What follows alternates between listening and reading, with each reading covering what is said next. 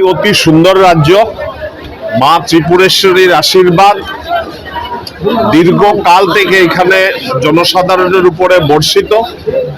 আমাদের দল ভারতীয় জনতা পার্টি বিগত ৬-৭ বছর থেকে এখানে সরকারে আছে এবং দল আমাকে দায়িত্ব দিয়েছে যে এই অঞ্চলের সঙ্গে মিলেমিশে এই অঞ্চলের জনসাধারণ দলীয় কার্যকর্তাদের সঙ্গে মিলে কাজ করার জন্য।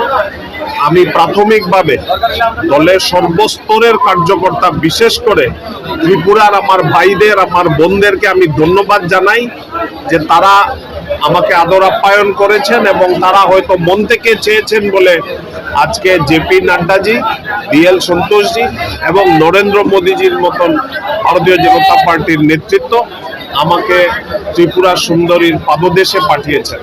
আমি রাজ্যিক সভাপতি রাজীব ভট্টাচার্য, আমাদের মুখ্যমন্ত্রী ডক্টর মানিক শাহ এবং ভারতীয় জনতা পার্টির সব কার্যকর্তাদেরকে ধন্যবাদ জানাই যে আমাকে একটা সুযোগ দিয়েছেন।